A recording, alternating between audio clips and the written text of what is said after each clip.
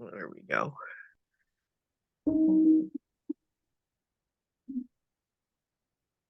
Okay. Hi, Follow me. everybody. Welcome back. Welcome back. Welcome back. Komm zurück. Gut, dass ihr wieder da seid. Bienvenue dans cette deuxième journée. Ça vaut le coup de continuer cette aventure. If we're gonna get through it, it's gonna be together, so let's keep going. Hello, we're happy that you're back. And we hope that you had a good conversation with your group after the film last time and that you were able to share how it all landed with you. And yes, I imagine that you're each joining this second episode in your very own way. Some of you might still be processing or feel shock or anger. Or maybe you can't wait to, roll up your sleeves and do something. It's like getting tumbled in the ocean, just getting cycled into fear and despair and being paralyzed. Climate anxiety couldn't be more well-founded. And so the first step is just to say you're not crazy. This is a very adaptive and normal response to a totally unprecedented threat. We just want to say welcome to whatever energy you bring to today's episode. There's no good or bad way to go about this. And the format today is the same. So we'll start with this 1 hour film and then, we'll set up a conversation for your group for something like 30 minutes or more if you can. And today we are at the bottom of the U and we'll explore this question. Is there hope? My hope is that we can save as much as possible. I don't think there's any preventing some of the effects of climate change, but let's save what we can. I really hope that we wake up. I hope we don't wait till it's too late. Aujourd'hui, j'ai bien conscience en fait de ce qui se passe. Je vois, c'est sous mes yeux en fait. J'ai deux options en fait. La première option, c'est de voir et de sombrer. Et la deuxième option, c'est d'avoir de l'énergie et d'être optimiste. Je suis pas, ma nature, elle est pas dans la première option. You have to look for hope. And I think it's less about, willingly looking, but kind of forcefully making yourself look at those moments of hope so that you don't get lost in the sort of depressing nature of it all. When it comes to hope, it's tempting to look for quick fixes, like renewable energy or electric cars, for instance. But if we really want to answer the big question of is there hope, we need to dig a little deeper. We need first to understand how we got here. Because the real puzzle is this, right? Experts have warned us for more than 50 years about all the stuff that we talked about, right? The relentless destruction of living systems and the pollution and the warming. And heck, like 30 years ago, political leaders came together at the United Nations and signed a treaty to combat dangerous human interference with the climate systems. If only we had started to act then, but instead of it, things have just gotten worse and worse. So we feel that we first need to understand how come we're so stuck, digging our own hole. And only after that, we'll look into the question of how can we change course. So I hope you're ready because here we go with episode 2. We'll start with the question, how come we keep digging the hole we're in? So why don't we do what we know needs to be done, the things that scientists have told us for ages we need to do. In our research, we learned something fascinating. It turns out that what we set our minds to, what we think is possible or impossible, doesn't depend primarily on the solutions we have or don't have. It depends on something deeper, on the stories, the deep stories that shape our thinking. Every group in history, every civilization has a number of deep stories that shapes it. Collective stories that tell people, what to strive for, what a good life is, and how the world works. Not so long ago, people in Europe and colonial America took for granted that they were part of a feudal system with a king at the top. And when the king dies, however smart or inept his firstborn son happens to be, he gets to rule us all. People thought this is how the world works and will always work. Today, obviously, the idea seems quite ludicrous, because at some point, and really quite quickly, in the late 18th century, the story changed. Historians can argue endlessly about why it suddenly changed, but the fact is, hundreds of thousands of people stopped believing in the old story of feudalism and embraced a new story. They wrote pamphlets, talked in the streets, and fought for democracy. In just a few decades, the story of self-rule became the dominant story. Of course, democracy at first included only landowning white men. It took a similar shift of stories to finally end slavery and racial segregation in the US, and that work is still very much ongoing. In the same vein, until just a century ago, women weren't allowed to vote, and everyone took that for granted. A deep collective story held that women were inferior to men and were not meant to have a public voice. A group of women rallied to challenge that idea. It not only got women the right to vote, but opened the doors to universities and the workplace and all the other places they used to be excluded from. This is how societies make profound leaps forward. We often get this wrong. We focus on our presidents and prime ministers and business leaders. They have the power to fix things, right? Well, they do, but just like all of us, what they believe is possible is shaped by the deep stories that dominate our thinking. Update that story, and laws and institutions often quickly follow. I want to highlight this fascinating fact. Profound change can happen quite quickly, but up until the moment it happens, it often feels like nothing is moving, like nothing can beat the old story. But if we look under the surface, that's not true. Seeds are being planted, and more people are leaving the old story for a better one. And then when this reaches a critical mass, like things suddenly shift much faster than anyone could have predicted, sometimes in just a few years. And this is what gives me hope, for the three crises we talked about last time. More and more of us all over the world, are working hard to bring about a better story. And right now, things feel pretty stuck. But who knows how close we could be to a tipping point where suddenly things change really fast. I don't know, but I like to try and feel that. Like, can you imagine, if we were at that stage where suddenly things start to tip? Before we imagine a better future, let's take the time we need to really understand the deep story that got us where we are. And it's a story that tells us that more is always better. Like we always need to pursue more because more will make us happy and safe. Some call it the story of more. And at some point, we realize that this story has seeped into every system that shapes our lives. And that's what deep stories do. And maybe you've noticed this too, right? The story of more shapes how we produce food, what we consume, how we produce energy, how we run our education systems. In all of these places, we strive for more and more and more. And at first, it makes sense, right? Until we reach a point where instead of bringing more happiness and more prosperity, it brings more loneliness and more destruction. Today, we'll look at three of these systems, those that are responsible for most of the destruction we talked about in episode 1. So first, we'll look at food, then consumption and production, and finally, energy. And for each of them, we'll first look at the old story, the story of more. So yeah, unfortunately, we'll dwell a little bit more on the ugly stuff. But then for all three topics, we'll also look at a better story that is emerging. So let's start with our food system. Why food? What does it have to do with climate change or mass extinction or pollution? Well, it turns out a lot, right? The way we produce food and transport it and waste so much of it along the way is a key driver of pollution and the collapse of the living planet. And it produces 30% of all the gas that warms our planet. Let's just look at how eggs are produced. It used to be pretty straightforward. Every farmer used to have a few chickens in their backyard that would eat bugs and food scraps and then lay eggs. Farmers knew their personalities. Just like humans, chickens form complex hierarchies. Some chickens are shy, some are aggressive, and some are curious. But then the story of more took over.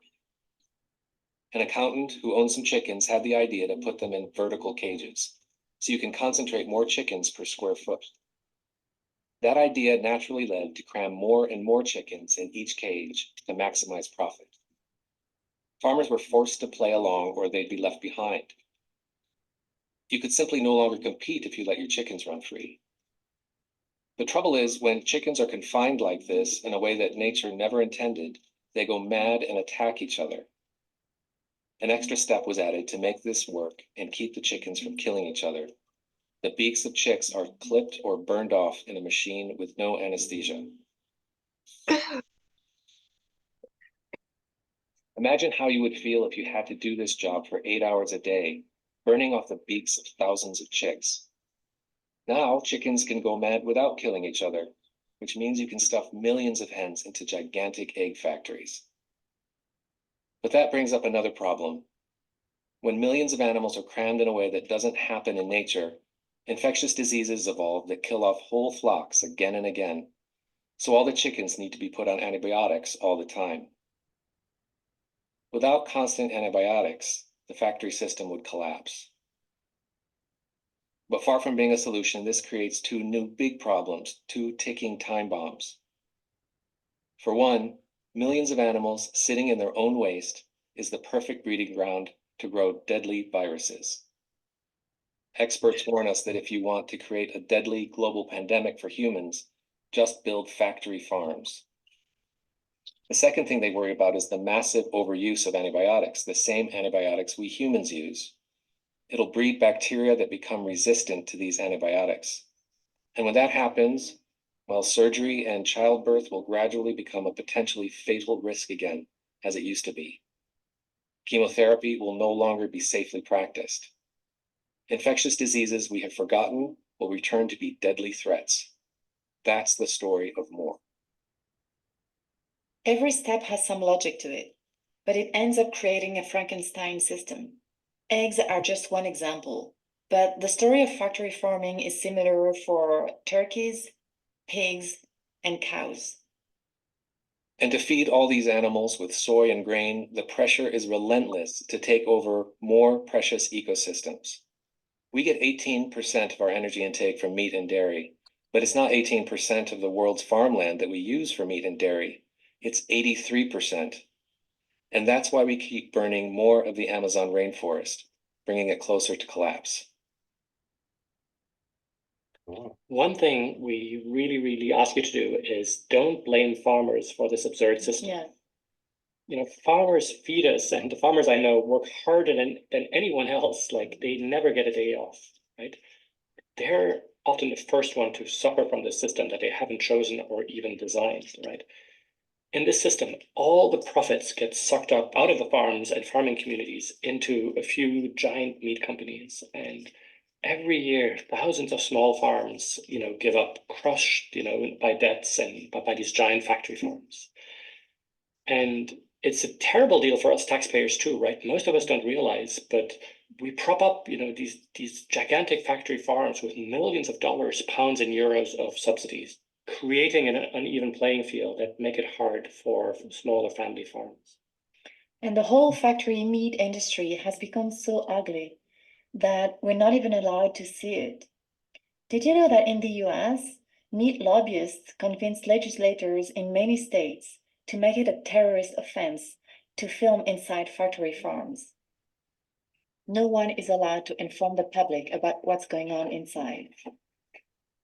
So over and over again, we're led to believe that the food we eat is this, when really it's this. And I hate that we have so little choice. Think about what you had to eat today, for breakfast or for lunch. I don't know, can you remember what it was? It's almost certain that if you had meat, egg, or dairy, it came from a factory farm, right? Even though it's entirely possible, as we'll see, to raise animals in a different way that heals rather than destroys the planet. But you're almost never given that option. And it's not just meat. It's the bread, the fruits, and vegetables we eat too. When chemical firms discovered they could transform petroleum into cheap pesticides and fertilizers, it set off a chain reaction. At first, it looked really promising. But now we wake up and see how vibrant ecosystems have vanished at the hands of massive monocultures and pesticides. Fertilizer runoff pollutes rivers and lakes we can no longer swim in. Food is massively wasted before it even gets to the supermarket, and lots of farm hands are exploited. And we eat products full of pesticides that might give us cancer and other diseases. My childhood farm, where I grew up in central Illinois, we really wanted to be good stewards of the land. The trouble, with that is it turns out that the use of herbicides has lots of short-term and long-term consequences. My father, he was, a chemical applicator just on our farm. He was diagnosed with Parkinson's at 46. 46 years old is fairly young to come down with Parkinson's. In the story of More, we optimize one thing at the expense of everything else.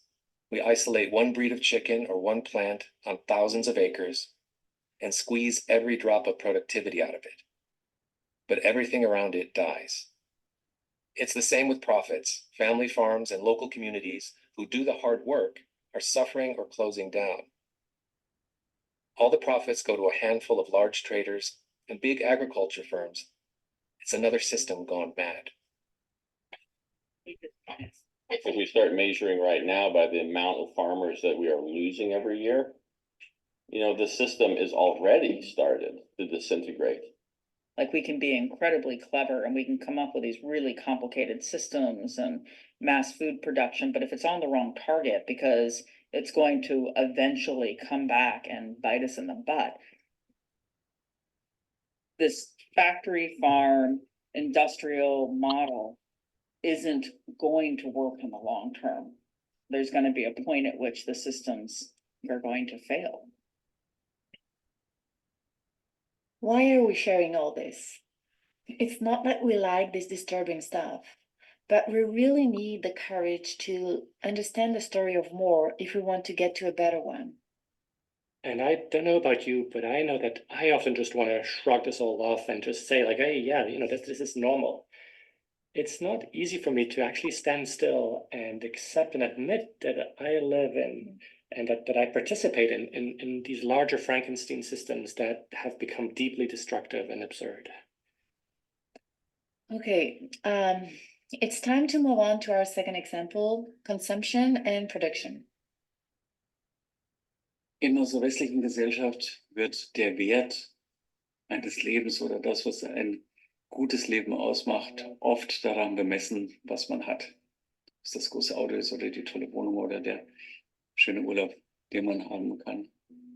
It's only with this whole philosophy of infinite growth paradigm that we come out with this foolishness that we have now. The story of More tells us that we are what we own. That if something doesn't feel right or if we're unhappy, we just need something more to make us happy again. Now, we all know that these things don't make us happier, but it's pounded into our brains every day with billions of dollars of advertising. How did we get here? 100 years ago, a new generation was growing up in the Western world whose basic needs were finally being met. We could have celebrated that we were now free to focus on what really makes life meaningful, but we went down a different path. In 1929, a commission established by President Hoover, the Committee on Recent Economic Change, came up with a clear vision. Advertising can develop national consumption habits and create new wants, which will make way for endlessly newer wants as fast as they're satisfied. In the decades that followed, advertising techniques had become very sophisticated. The key driver of modern advertising is to start with making us feel bad about ourselves. That's why models in advertising are photoshopped to be impossibly thin and good looking, and live in houses that most of us will never be able to afford. Unconsciously, we're made to feel insufficient, only to be suggested that if we would only buy this, we'd be better off. We'd finally be happy and whole. And the trick gets repeated again and again. Une fois entré dans la vie professionnelle, on a de la liberté, on peut prendre ses vacances quand on veut. Ou on a envie aussi un peu de, entre guillemets, de monter dans les hiérarchies sociales avec un beau sac, un beau tailleur, des beaux objets, etc., etc. Et puis, à un moment, petit à petit, en allant dans des très bons restaurants ou en faisant quelques très beaux voyages, je me suis rendu compte qu'il y a ce truc très vicieux quand on travaille beaucoup, ce qui est plutôt mon cas.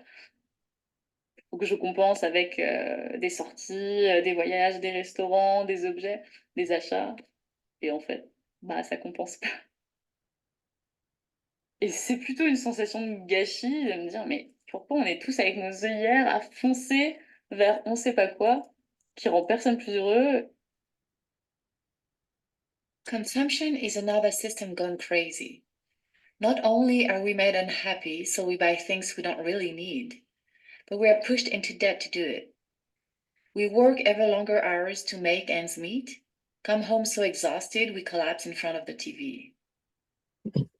Compared to our parents' and grandparents' generations, right, we have far less time to hang out with friends or become involved in our community. For many of us, the story of more has really become a story of loneliness. Our grandparents used to be deeply embedded in their community through volunteering, church groups, unions, dancing at the fair, community sports, or hanging out in public spaces. Much of that has disappeared. Who I talk to, my patients, and my community, people are generally not very happy. And I think people feel very lonely, and what they can buy or flying here for the weekend or kind of the heavy impact consumer role, it doesn't lead to happiness. Studies show that today loneliness kills more than cigarettes or heart disease. And I'm sure you can think, of at least one person that you love that is struggling with loneliness or depression or addiction. And they're not the only ones. It turns out 50% of Americans say no one knows them well, and 35% say they're chronically lonely. In Europe, 75 million people are so isolated they never see a friend or a family member, or do so once a month at most.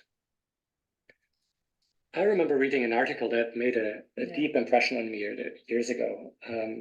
Nurses in a terminal care unit of a hospital listed the major regrets of people about to die. And here's the top 3. I wish I had the courage to live a life true to myself, not the life others expected of me. I wish I hadn't worked so hard and had spent more time with the people I love. And I wish I had the courage to express my feelings. And it stopped me in my tracks because at the time I was working way too much. I had little time for friends. I was chasing the next, promotion and a bigger paycheck. And according to the story of Moore, everything was right on track, right? Except it wasn't, right? It turns out it robbed me of 10 years of my life. Like they just flew by and I can barely remember them because I worked so much. And it wasn't a conscious choice I made. It's just that, already growing up, like that story of more was everywhere around me. And this message is even more relentless for kids today. To be happy and worth something, you need to have the newest toys, wear the coolest brands, you need more followers, more likes. And there are countless studies that show that the current generation of teens today is the most anxious and depressed ever. This mad consumption system requires an equally destructive production system to sustain it. We have to dig up ever more metals and transform ever more petroleum into plastic, transform it in faraway factories, ship it around the world, for the whole thing to end up in landfills just a bit later. Dig it, make it, trash it. That's the essence of today's production system. And when you think about it, it's astonishing how many resources go into something that is meant to be used just once, thrown away, and never used again. Take a plastic spoon, for instance. It's somehow easier to pump oil out of the ground, ship it across the world, turn it into a plastic shape, wrap it in more plastic, ship it across the world again, use tons of gas to deliver it to millions of shops, than it is to simply wash a spoon. We're really hitting a wall, and obviously it's the same with our last example, energy. When it comes to energy, we all pretty much know what the old story is. For a long time, we had to rely on oil, gas, and coal, the primary energy sources on which our modern lives are built. Fossil fuels have made so much possible, so in many ways we can be grateful for what this has done for us. But here too, we're reaching the end of a story.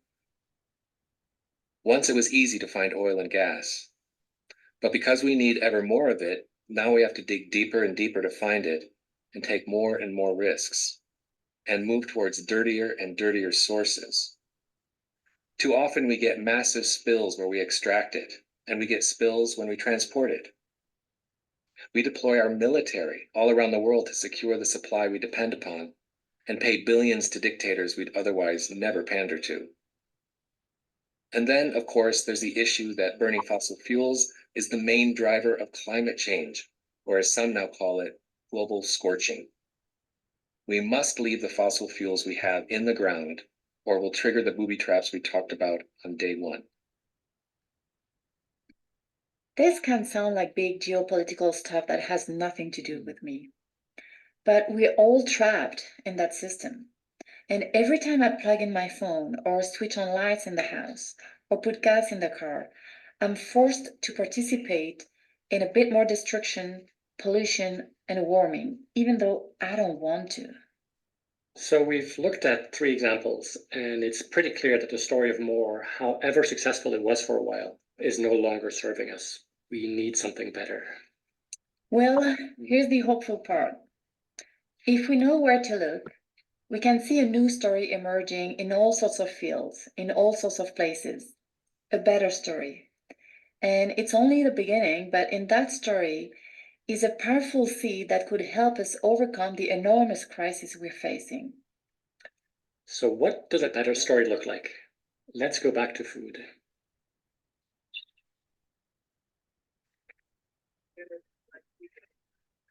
Look how much he likes to have his background. I think he likes me better. I think he does too. Yeah. He always likes girls better. Yeah, that's right. Because girls are better. My name's Holly Arbuckle, and John and I are the co-founders of Singing Pastures, and that's our farm where we raise pasture-raised non-GMO pigs. And we sell food from our farm and other farms around the country. The kind of farming that Holly and John practice is called regenerative farming. It's both ancient in its principles as well as being cutting edge. Our form of farming is, biomimicry. It's farming in nature's image. Nature has a plan that works really, really well. Every grassland on Earth co-evolved under the evolutionary pressure of a large group of grazing herbivores. So we're going to replicate what the bison were doing here, what the wildebeest do in the Serengeti, what the caribou do in the far north. We're going to keep the animals relatively tightly bunched and continuously moving. We think of ourselves as grass farmers, as carbon farmers. We think of ourselves and our livestock as instruments that are healing ecosystems. I see fields that used to be bare, cracked soil and sparsely populated with thorn bushes, and now they're growing, 12 species of forage, and they're lush and they look like Ireland. See, this is exactly what we want. All the soil particles literally look like you're looking at chocolate cake. Look at all the roots going through it. Regenerative farming replaces all the expensive pesticides and fertilizers with natural principles, and not having to buy those means more profits stay on the farm. I got into the world of regenerative agriculture. It was a profit question. We were noticing that our farm didn't make enough money. Sometimes I wish they just didn't call it regenerative farming. I just wish they called it, profitable, sustainable farming or something, because I think that we would attract more of the people we want to attract. Our costs go down, our production increases, the animals are happier, the animals require less pharmaceuticals. We have low-cost, simple, effective solutions that could quickly build soil, which is going to sequester carbon. It's going to mitigate the risk of both flooding and drought. It makes the food more nutritious. It helps restore healthy water cycles, and we can do it. We can do it right away. In a farm that uses advanced regenerative practices like John and Holly's, life bounces back. songbirds and wildlife return. And through photosynthesis, crops and lush grasslands absorb tons of carbon from the atmosphere and stored in the topsoil they recreate, 2 to 5 tons per hectare or more every year. This is a picture of typical land in industrial agriculture. And here's what it looks like 10 years later when a farm took part of the land and switched over to regenerative agriculture. We'll soon need to feed 10 billion people, and big agriculture firms tell us we need chemicals to do that. Well, there are many studies that show us that we don't. We can grow as much food per acre or more when we work with natural patterns rather than against them. My primary motivation is to improve the lives of farmers and the earth. I want farmers to be able to grow more food and have better profits and healing ecosystems because I feel intimately connected to the land that I produce food on. Regenerative farms like John and Holly's are starting to spread. Just in the US, there are more and more, and it's the same in Europe and beyond. Now we need to dream bigger, say to scale it up to a whole region, like in France, in the Drôme Valley, where 1/3 of farmers are already organic. Or to a whole city like Liège, where my family is from, that developed a vision to get all of its food from local and sustainable farmers, and then link those farmers to local shops and bakers, and of course this is Belgium, to local brewers. It's early days, but it's with this kind of vision that we can eventually shift a whole food system. And then to go even further, to speed up this transition to regenerative farming on a large scale, we need governments to stop the wasteful subsidies that keep industrial and factory farming going. If we stop that and instead, support regenerative agriculture, this system could tip, and it could actually tip quite fast. Farmers will be the heroes that help us cool down our planet. They'll swim in rivers and lakes again, everywhere, and no one will have to breathe in pesticides or cut the beaks of chicks for 8 hours a day. Family farms can make a living again. That's what 2050 could look like for all of us if we radically turn the tide now. And I don't know about you, but that's a 2050 I want to be a part of. We can actually make the world cooler again, more beautiful again. Wildlife and ecosystems could flourish, and our food system can become more stable. These are images from the Loess Plateau in China, a region the size of the Netherlands. Overgrazing had turned the region into a desert. In the 1990s, local authorities embarked on a major program to revive it. People created terraces to store rainwater. They planted trees which also retain water. Within 10 years, life exploded. 7 rivers have come back to life.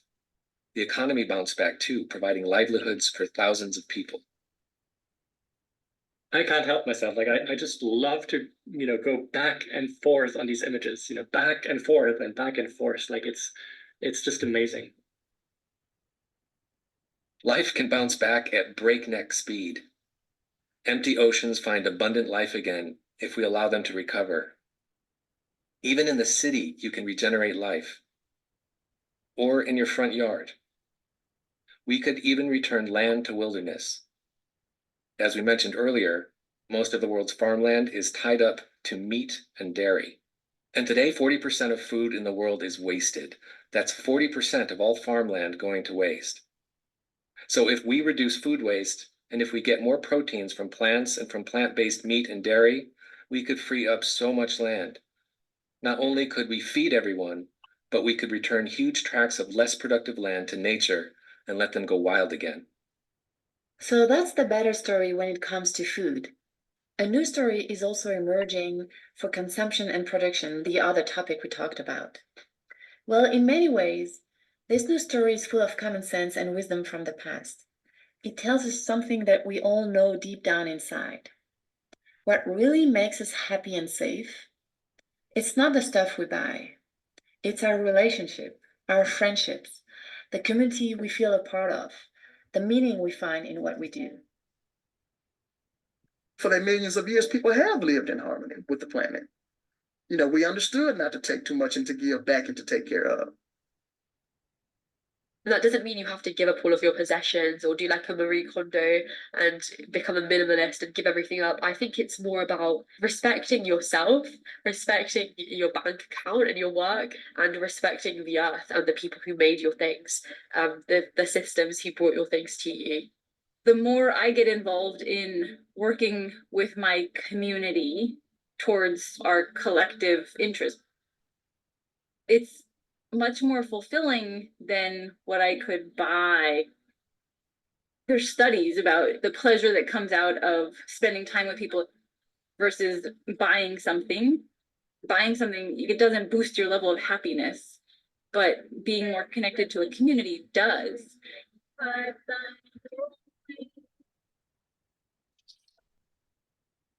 This is Barcelona in Spain.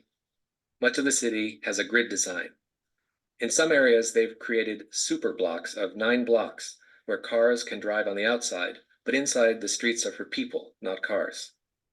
Inside the block, kids can play safely. People exercise, meet friends, dance. Vegetable and flower gardens take over. You know what people love more than anything? The humble picnic bench. Put a few picnic benches out and people organize birthday parties. People come out, sit down, and talk. At first, some residents opposed the idea of the super blocks, as happens with any change. But just a year later, it's such an overwhelming success, no one wants to go back.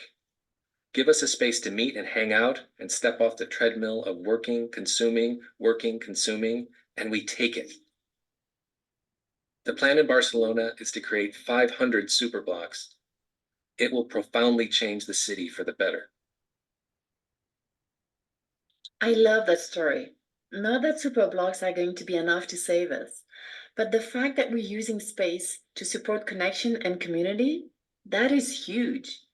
And suddenly we have a space where we're not expected to be either consumers or workers. There's a space to just be. And in the same vein, there's a story we love from Switzerland. 2 young designers had this simple idea.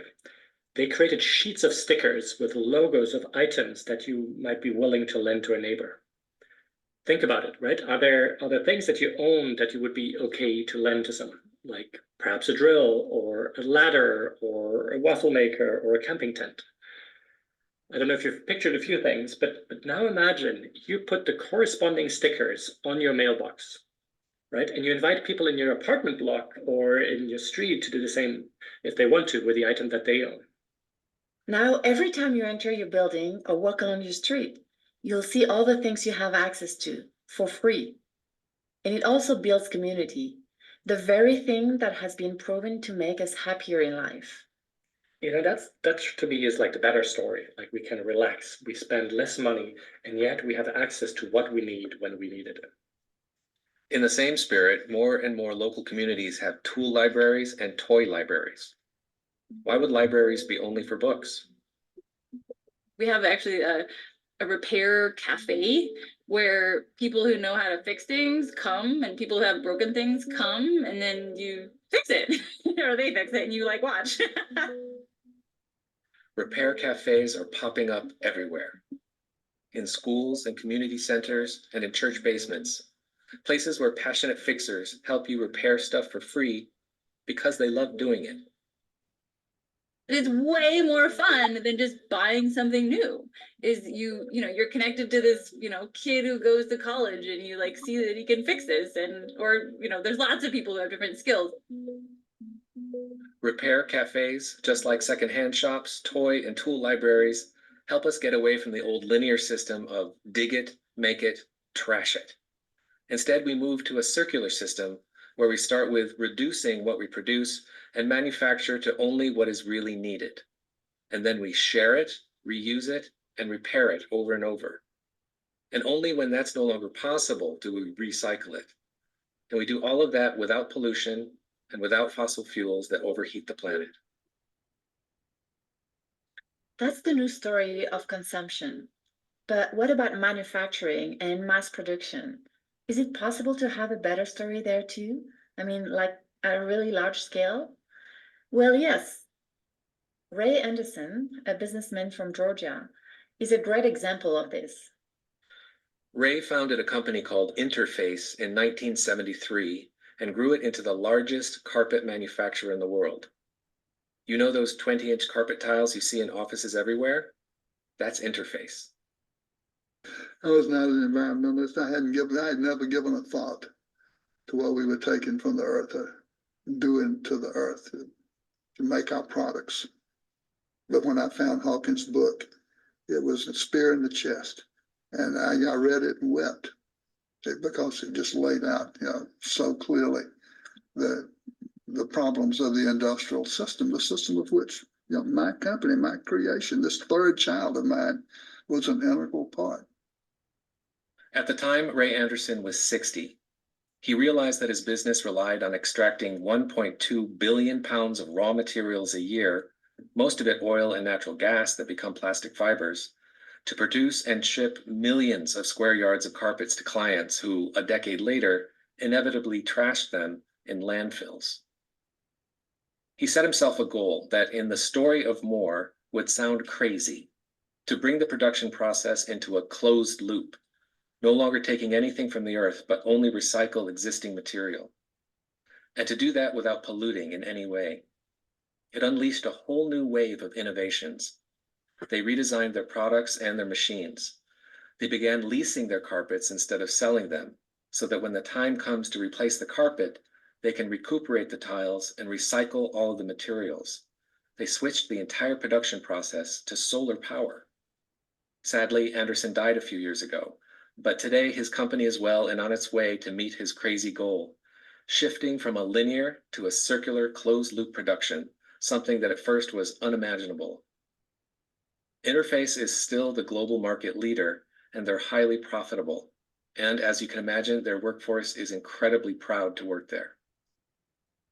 Interface is now setting itself its next big goal, not just to be carbon neutral, but to become carbon negative. Remember how with regenerative farming, plants, can draw down carbon from the atmosphere and store it in the ground? Well, with plant-based fibers, Interface is starting to store that carbon in the carpets. And Ray was ahead of his time. He happened to be in carpet, but really any company can choose to do this. Imagine your workplace doing something similar. Like, I don't know for you, but I would feel so motivated and so energized and wow, so proud.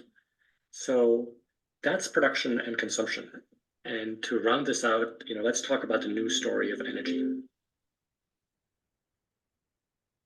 Decades of technological innovation have made wind and solar so cheap that in many places it's now cheaper than coal, oil, and gas, and will soon be much cheaper. Even without climate change, we would still be moving away from fossil fuels simply because we have better, cleaner technology now. Electric cars are about to get much cheaper than traditional cars too, and they're much more fun to drive. Of course, the stuff that goes into wind and solar panels and electric cars still has to be dug from the ground like oil and gas, so it's not perfect, but it's still key to stop warming the planet and give us a livable future. It's also important to remember that renewable energy is just a technology, not a silver bullet. There's a risk we fall into the old story, create ever more demand to make ever more profits, and destroy ecosystems along the way. We need to be efficient about the resources we use and not simply go crazy digging up all the lithium in the world just because we can. Let's only put up the solar panels and wind turbines we need, not more. And let's use them to benefit our communities. Because with renewables, we can produce energy on our roofs, store it in batteries, and create microgrids with the neighbors. The money stays in the local economy and we become more self-reliant. Oil and gas created good jobs for many years, but renewables will create a whole lot more of them. Already now, solar panel installer and wind turbine technician are among the fastest growing job categories, and we'll need plenty of people to install batteries, heat pumps, and car charging stations. We'll see lots of work return to local communities that have been bleeding jobs. Let's zoom out. Everywhere in food, in consumption, production, energy, and other areas too. a new story, a better story is emerging and gaining steam, and sometimes rapidly. But the million-dollar question is, can this be enough? Let's assume we do all this. Like, can we turn the ship around? In 2014, a group of 200 scientists and specialists put together a list of all the big ideas on how to stop climate breakdown. They mainly focused on carbon, but many of their solutions also provide breakthroughs in stabilizing ecosystems and reducing pollution.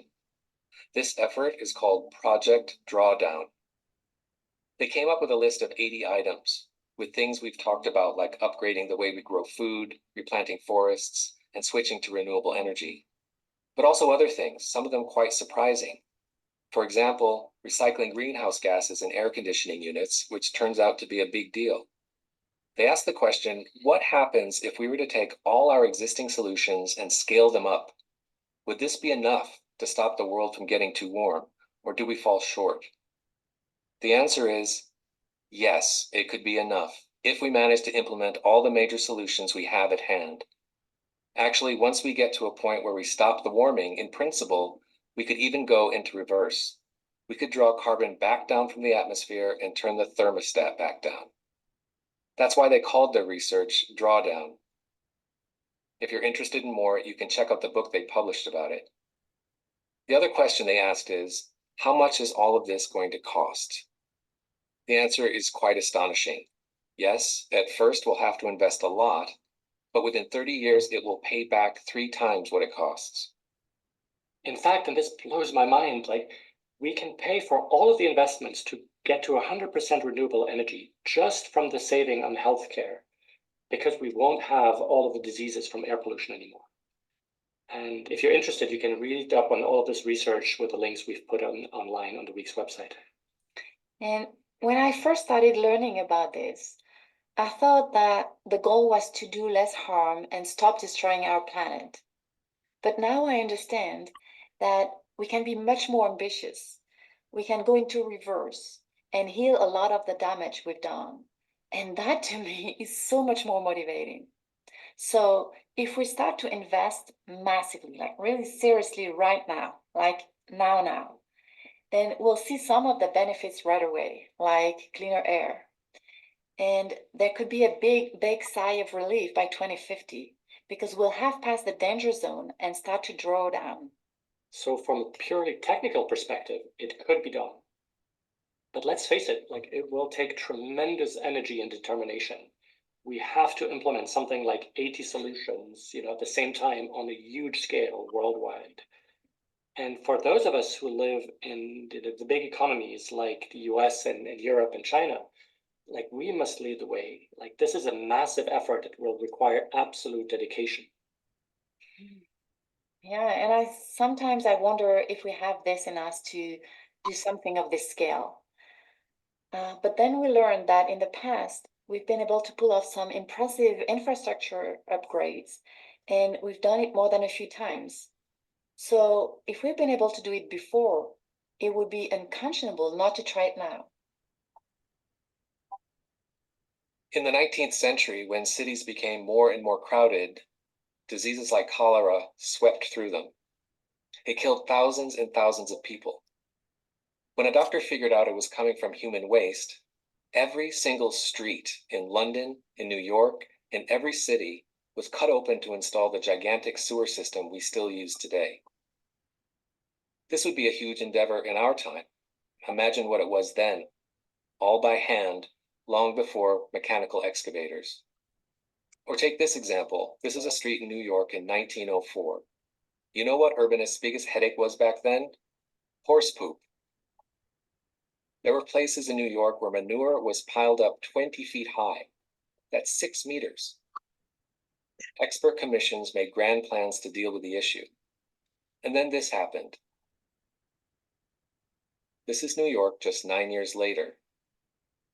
The same happened with electricity. In Europe and the US, we electrified our cities, and then in just a decade or two, a whole continent. We are capable of amazing transformations. During World War II, the US achieved incredible feats even faster. Just 2 years after Pearl Harbor, the US was producing a plane every 4 minutes and 2 military ships every day. The whole economy was rewired. New technologies were developed. This set the basis for the post-war middle-class boom. We are capable of almost unbelievable things when we put our minds to it. We've done it before. More recently, China, in record time, built an extraordinary network of high-speed trains, 23,000 miles or 37,000 kilometers in just 12 years, that connect all the major cities. It connected the country in a whole new way. In other words, like we could do this, if we decide collectively to do so. And my God, it will be worth it, for years and years, we've been told that in order to save the planet, we'll have to sacrifice, the good days are over. Well, more and more we feel it might be just the opposite. Our lives can actually become richer with a better food system and stronger communities and a healthier energy system. There's a sense that in order to end the climate crisis, we have to live in huts with no electricity and eat spinach for dinner. I think that's what people think it is. But actually, I think climate action is a chance to completely upscale or make everything better. Sure, the transition will certainly be super difficult at times, but when was that ever a reason to shy away from the challenge? Because ultimately, we have more to gain than to lose, right? For us, that was sort of a major shift, in our thinking. Even if these crises magically disappeared, we'd still want to do all of those things that we talked about because they will make our lives so much better. Reorienting around a sustainable society could make people happier than they've been in my generation. So I do hope it's time for a new human story that's less about domination and extraction and more about cooperation and sharing. There's people doing farming, it's people growing things, it's people going back into arts and doing all these other things. It's beautiful. It's like a renaissance happening right here in the middle of chaos. And it's beautiful. With all the superhero movies in our culture, we thought about the idea that it takes a chosen one with superpowers to save us. So we wait for someone, our political leaders, to do something. But in real life, that's not how profound change ever came about. In real life, it happens when we reach a critical mass and then things shift. That's almost mathematical. And that's the part that I find exciting because it means that I am needed, that you are needed, and that we can all contribute something. So if what excites you is innovation, well, that's awesome because we need that. And if you're into recreating communities and a society that's more fair, well, again, perfect because we need that too. Or if you're into common sense and what's good about traditional ways, we need that as well, so that we shape a better future with the best of the past. When you look back at history, some generations get thrown an incredible challenge. Freedom and self-rule after thousands of years of monarchy, ending slavery and legal segregation, women gaining the right to vote, defeating fascism in Europe, bringing down communist dictatorships. Well, for all of us alive today, this is our challenge, our adventure. We must upgrade our energy systems and our agricultural and industrial systems. We must protect and expand the remaining wild ecosystems. And we must all, do all this at once, like it's World War II mobilization on steroids. Yes, and sometimes it looks like things are not moving nearly fast enough. And we feel depressed. But then I remember it felt just as impossible to people in the past before a massive shift happened. It always does. But just imagine we make this happen. The energy we'll feel. I know that I want to roll up my sleeves. I have to be part of this. And how this will play out exactly, no one knows yet. In our group, some of us are excited about the role of new technologies, while others are more excited about social movements or simplifying their lives. Some of us believe that to make this transition, governments must step up big time, but others think that personal responsibility will be key. And in your own group, you might also have different perspectives on some of these topics. And that's okay. That's probably even a good thing because we need to come at this from all angles. And we started this episode with the question, is there hope? And our situation reminds me of a friend of mine, who was told that she had cancer. And I remember that at first she just kept asking her doctor, please tell me, will I make it? Yeah. And then she realized, like, whatever the doctor would say, like, it wouldn't ultimately matter because she was going to do whatever it would take, regardless. This was now her fight, her adventure. And I'm glad to say she survived.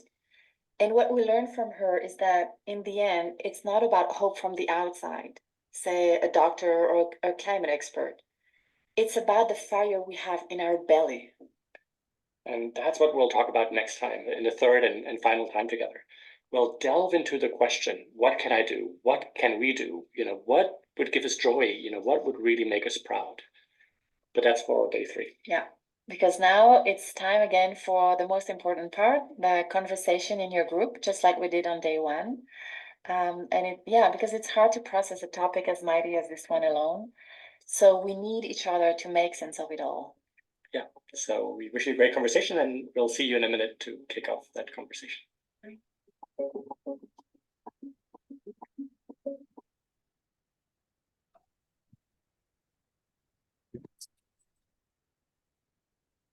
Okay, so I don't know if you found that video helpful. It was eye-opening to me in a variety of different ways.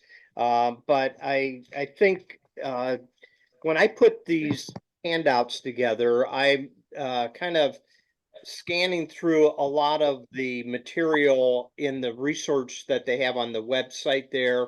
There's other links and that type of thing.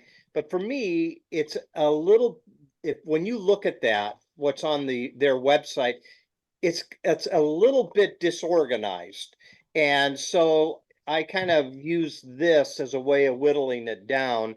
And I think it helps to kind of follow the video as well. But tell me what your thoughts are from this second episode. Did you have any general impressions that came upon you as you watched the material?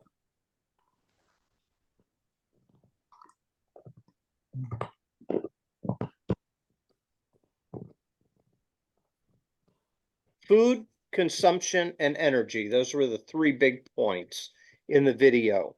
When they were talking a little bit, first of all, of tipping points, using kind of that teeter-totter image on the slide. One is the way we do it now versus a better way that it can be done. So let's talk just for a second about some different things in regard to food consumption and energy. Was there anything on the food side that struck you as, oh, that makes sense why a lot of times things like illness and various things like that are on the rise because of this story of more producing more, that type of thing. Did any of that strike you at all? Yeah, I think with that bird flu thing, that's affecting the chickens and stuff. I think that's part. I mean, that's probably part of it. With too many of them in there, and then they get infected, and then they have to kill everyone. Right. That's Good just. point. Ugh. Do any of you shop organic in regards to it can be meats, it can be dairy, it can be fruits and vegetables, that type of thing. If you do, what has caused you to kind of go in that direction?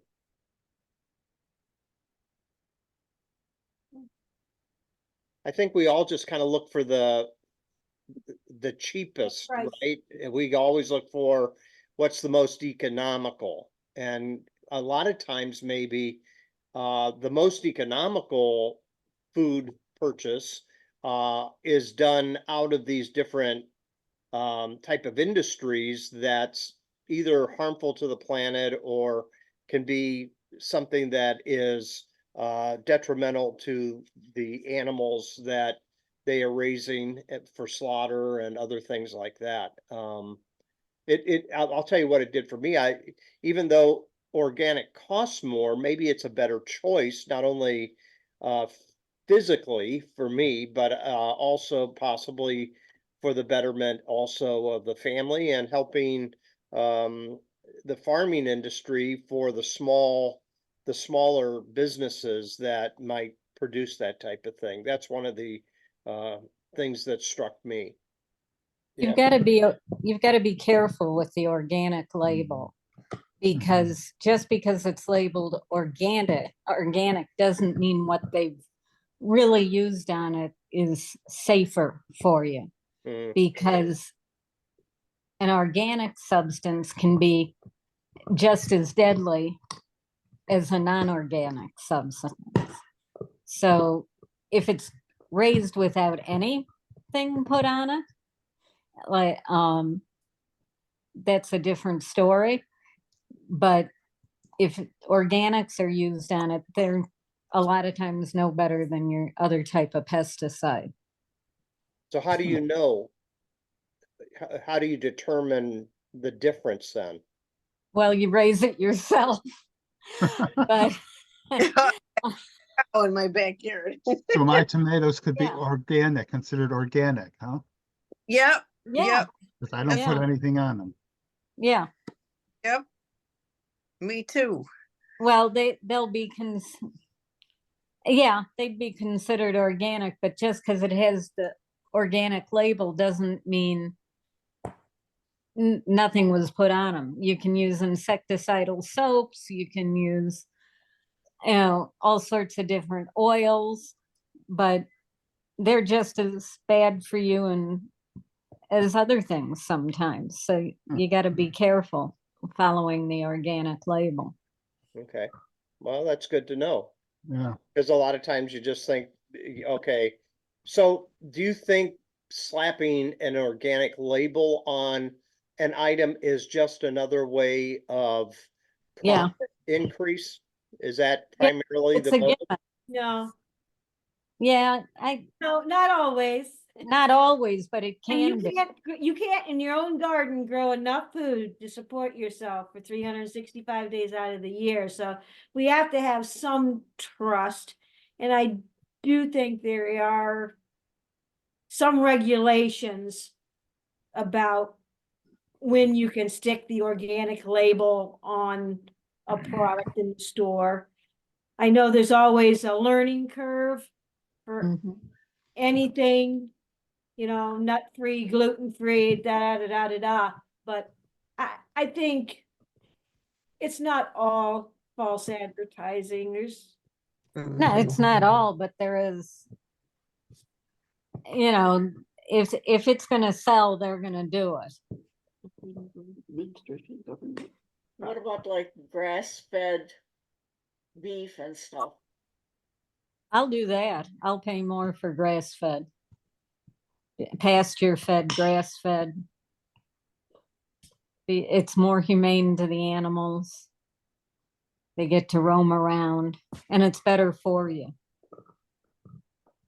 So it brings to my mind a question about so is it better not just for us health wise, but better for the planet in the big picture of things to seek out local connections? So finding a farmer in Ashtabula County or whatever that you're able to buy beef from because it's raised locally on the farm there. Do you think is that a better way to go than, going to, you know, Costco or whatever and buying, things that are obviously cheaper in the big picture, but I'm I'm looking at you, Brenda and Helen, because you kind of have more of experience maybe out in where you grew up and the farm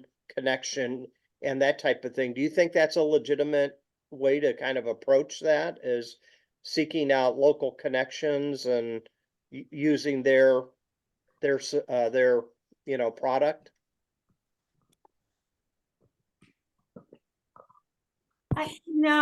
I have a cousin or two that raise their own, and I could be guaranteed that they're not feeding their beef antibiotics. Some of them they probably pasture some of them, but they're gonna grain feed them. With corn and soybeans and stuff. But I don't know if it'd be real easy, and a lot of the times, like if my brother, he buys a half a beef, you have to have freezer space for it. Yeah, sure. You have to Or be go willing to together get all with the pieces, parts. Mhm. You don't just Things go you don't in know and what get to do with. hamburger. Yeah, but a family in Columbus, it's easy to go do that too, because there's still a lot of farmers around. And we've gotten partial cows, split them with another family member, but you have to make sure you're getting what you want too. I don't want my animal finished off with grain if I'm doing that, because there goes all the nutrition from the grass fed that I'm after. I think the downside of a lot of this is the economics of it. I mean, it's just not feasible economically. And we've gone to Ashtabula County and purchased chickens and stuff. Yeah, and it they're was a great. I long mean, it tastes drive. great. They're huge chickens, but they probably cost twice as much as in the grocery store. So even though, if you got the financial means to be able to afford those types of foods, fine. But for most people, it's not feasible. I mean, that's a lot of it revolves around the economics of the whole situation. I think what they present is interesting. A lot of it is anecdotal, and it's hard to contextualize the anecdotal information in terms of the large, the global situation in food production, and what's feasible and what's just not feasible from a financial standpoint. And that's the hard part with it that I'm struggling. And some of that data exists, but as you look at a wider scope, it becomes less accurate. But I do think some of what they proposed is definitely useful and can happen on a reasonable scale. But a lot of it just comes down to the economics of it. And well, for me, because I don't have any working knowledge on these type of things, it gives me at least a lens to look through in terms of what I take for granted. Anything from what it takes to put food on the table. You don't think about that a whole lot, and I certainly never thought of it in terms of how it affects the planet, because the way usually climate change is presented primarily through the energy side of it, the use of fossil fuels and coal and that type of thing.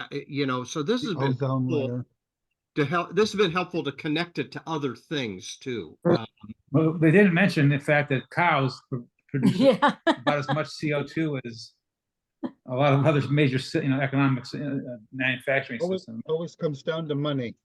Yeah. Yeah, and right now too, before we left Case, the big thing was trying to get food into the inner city, because they don't have grocery stores available to them like we do.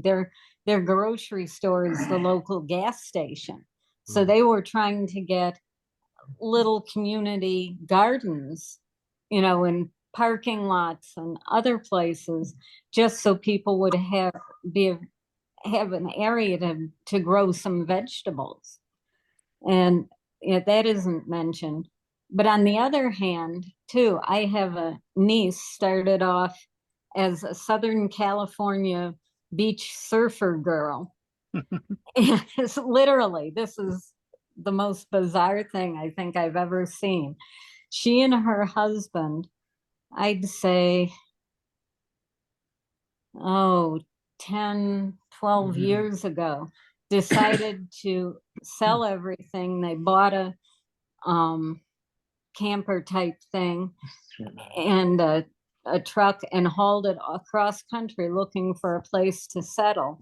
They settled in North Carolina, inland a little bit from the ocean, bought an old farmstead area, and they now live on basically one of these self-sustaining farms that they were talking about.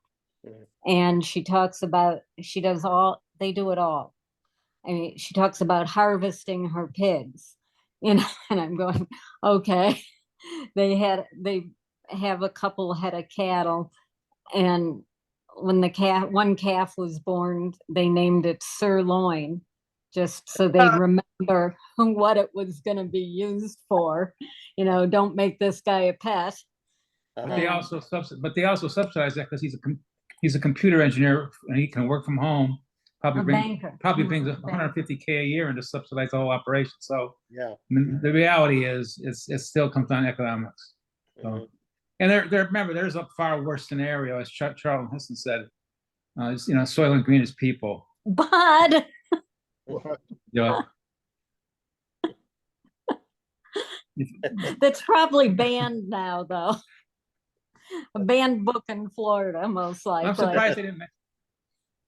Kidding, obviously. Well, let's go to the other 2 points real quick. On the consumption side, connected to advertising and kind of make it, use it, throw it away type of mentality. I think that's certainly true because a lot of times it's easier to just buy new than it is to repair. A lot of times the things, and so that's another thing you kind of get stuck in a cycle doing because of economics again. A lot of times, again, that comes down to what is the better way to go with that type of thing. So do you have any thoughts about the consumption end of things versus, you know, being forced to want more? Because that's kind of the big theme of this video. Why did we become such a disposable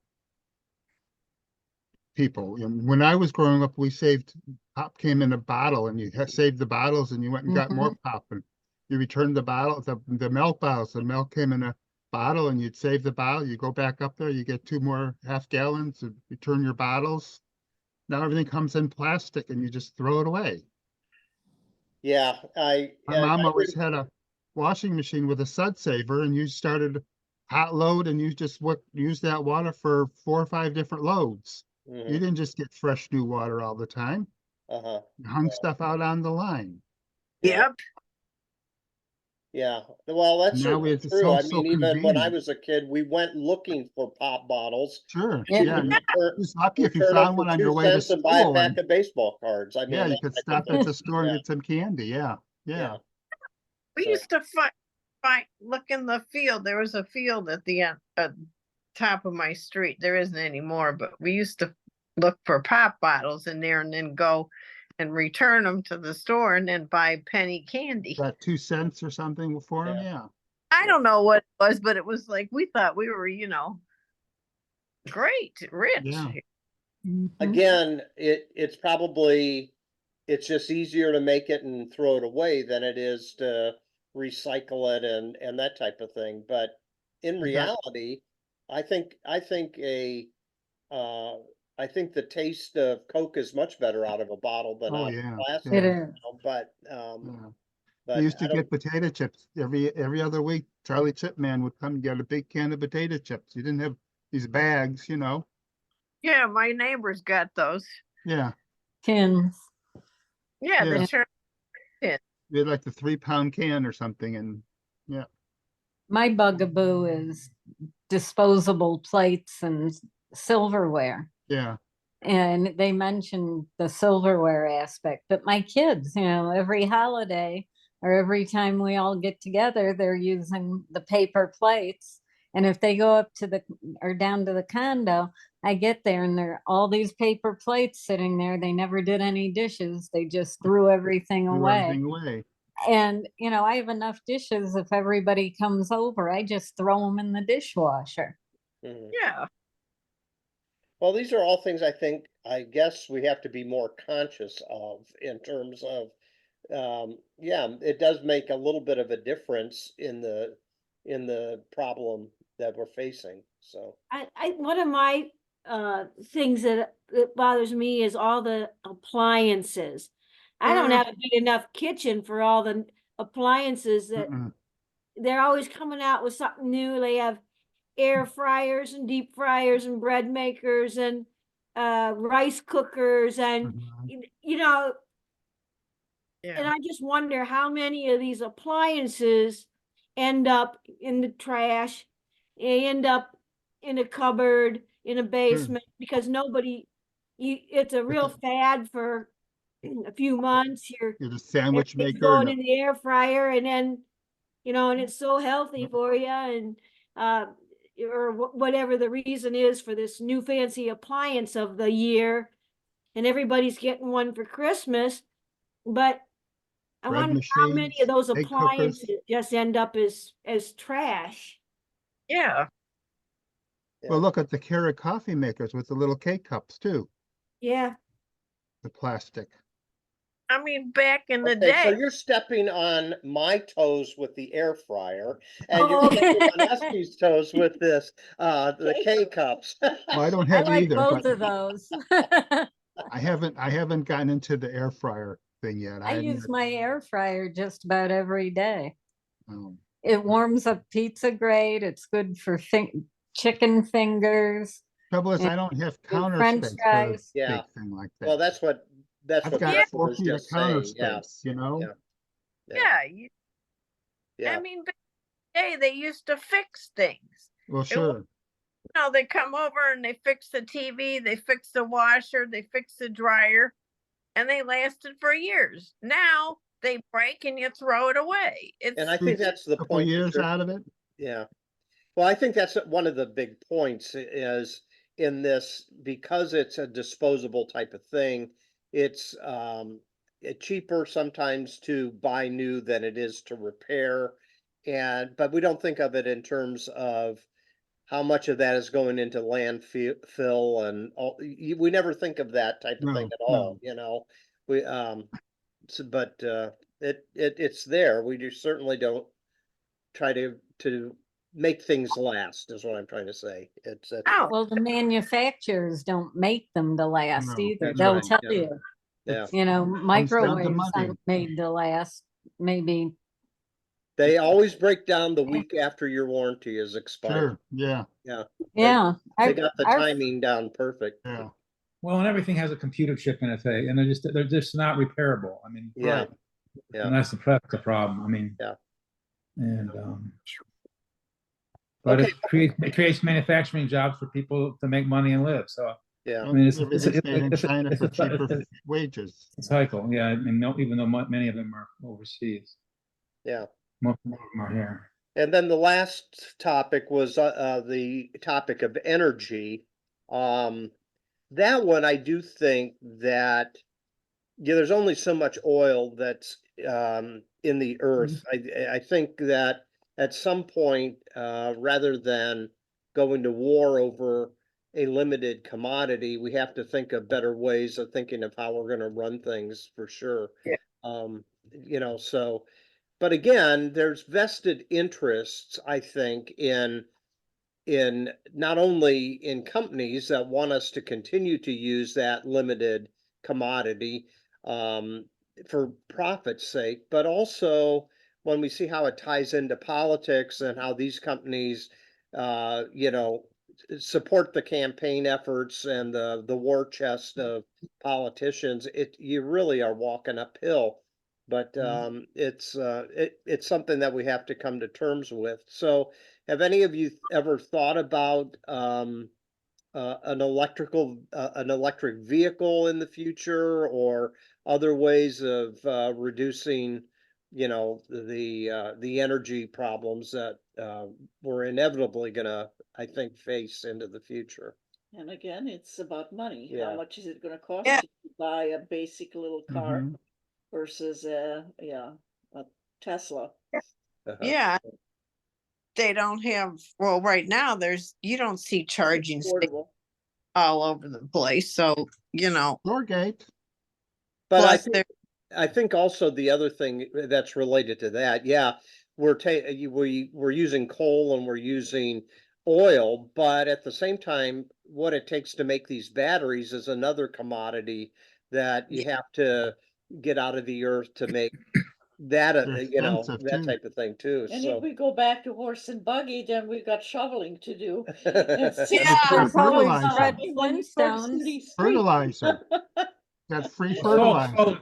solar is important. I think Yeah. eventually. It was Yeah. interesting with the eclipse. You could see how powerful the sun is, because even with the sun only showing like 10% beyond the moon, it was still almost completely light out.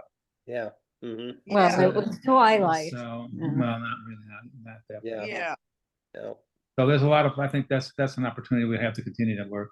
And you Yeah. are going to always, you're always going to need some level of petroleum, because 747s don't fly on solar cells. And Hmm. I mean, yeah, you can probably get vehicles, but you're not going to see battery powered, commercial airliners and that sort of thing. So it's Right. going to have to, at some point, you're going to have to decide what you do with the Well, resources you you have have. to, I guess you have to make a decision on where you're gonna use your petroleum, Right. and make choices, accordingly in the future.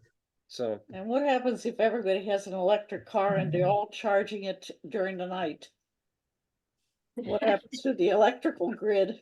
Yeah, that Most of goes. them you gotta charge at a charging station. Well, then you have to have solar panels feeding Yeah. into the electrical grid.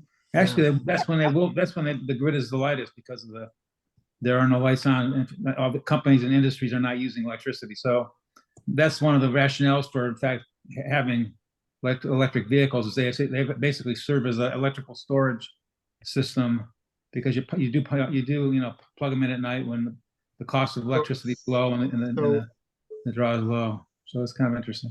So if you're driving down the street and it stops because your battery's dead, you call for a tow truck or you call for an extra extension cord?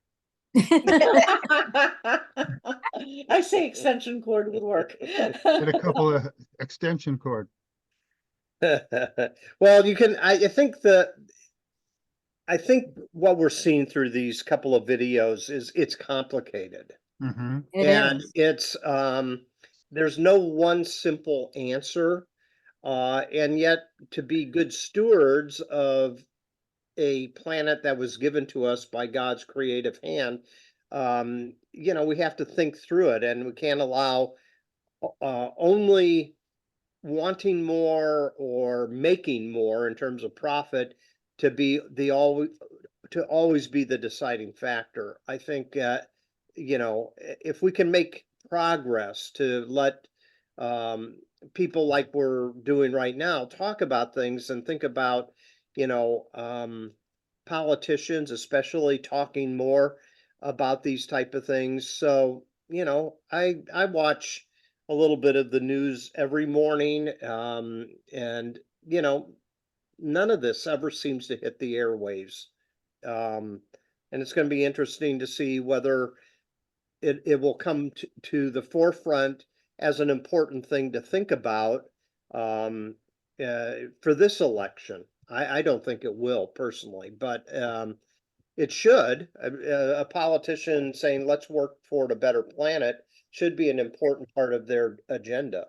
But One thing, The two- the video last week, this week I was walking around and everything I was touching, I'm like, oh, this is plastic. Oh, this is plastic. This is plastic. Mm-hmm. And I was just amazed at how much everything was plastic. Mhm. I was They aware even make of it this week. wood look, because I they watched make the video. plastic to look like wood, Yeah, yeah. And it just made me think about it more because I watched the video last week. yeah. And this week I might go more to the resale shop and buy used stuff instead of, buying something. Okay. Okay, we'll see. We'll see.